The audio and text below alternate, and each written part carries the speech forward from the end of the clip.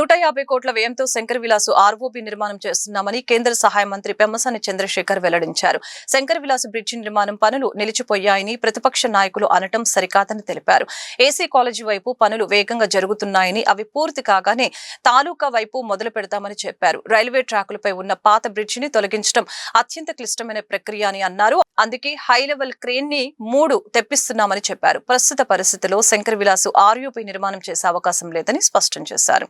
ఒకటి తీయాలి, దానికి కంప్లీట్ ప్లాన్ అంతా ఫైనలైజ్ చేసాం. త్వరలో ఒక ఏజెన్సీ ఫైనలైజ్ అయిపోయింది. వాళ్ళు ఒక 2-3 వీక్స్లో ఎప్పుడో వర్క్ మొదలు పెడతారు. పెట్టిన తర్వాత 1 మంత్లో సెంటర్ పార్ట్ తీసేస్తారు. 1 మంత్ 45 డేస్. ఆ తీసేసేటప్పుడు మీకు ఎక్కడ కూడా దానివల్ల ఎక్కడ వర్క్ ఆగటం లేదు. నెంబర్ 1. నెంబర్ 2, వర్క్ ఇప్పుడున్న వర్క్ కూడా ఎక్కడ ఆగటం లేదు. ఎందుకంటే ఒక సైడ్ కంప్లీట్ చేసేసి నెక్స్ట్ ఇటు సైడ్ వద్దాం అనేది, అది డిలే లేదు. మూడో ఇష్యూ వచ్చేటప్పటికి షాపులు వాళ్ళు. సో మనం లాస్ట్ టైము వాళ్ళ 1 ఇయర్ నుంచి మల్టిపుల్ మీటింగ్స్ పెట్టారు. అయినా ఇది కుదరలేదు కాబట్టి కంపల్సరీ ల్యాండ్ అక్విజిషన్కి వెళ్తూ ఉన్నాము. అది కూడా రేపు కౌన్సిల్లో పెట్టేసి 26-27 తారీఖు కౌన్సిల్లో పెడతారు. పెట్టిన తర్వాత అమౌంట్ ఎస్టిమేట్ చేసి ఎట్లా చేయాలో అది చేస్తాం. ఇంతకు తప్పించేమీ లేదు. ఇంకా 2 వాళ్ళు జనరల్గా ఎప్పుడు చెప్పేయండి, ఒకటి లాంగ్ ఫ్లైఓవర్ కావాలంటారు. లాంగ్ ఫ్లైఓవర్ కుదరదు. అప్పుడేదో 160 కోట్లు అన్నారు, 160 కోట్లు అన్నారు. ఇప్పుడు 100 కోట్లు ఇది మనకు ఖర్చు అవుతుంది. ల్యాండ్ ఎక్విజిషన్ కాస్టు ఇప్పుడు ఎక్వైర్ చేసి ఇంకో 30 కోట్లు అవుతుంది. 30 కోట్లు municipal corporation, local state government నుంచి పెడతాం. అంటే ఎంత 130. ఇవి కాకుండా ఆల్రెడీ మనం కొంత డబ్బులు ఖర్చు ఇచ్చున్నాం. టీడీఆర్ బాండ్స్ అవి అప్రాక్సిమేట్ నాకు కరెక్ట్ దగ్గర ఇంకో 10-20 కోట్లు ఉంటుంది. అంటే టోటల్గా వచ్చేటప్పటికి 150 కోట్లు అవుతుంది. ఇది కూడా మీకు కాస్ట్. అలా అని చెప్పి మనం ఫ్లైఓవర్ అక్కడి నుంచి వాళ్ళే చాలా ఎక్కువ పెద్దదేయమంటారు.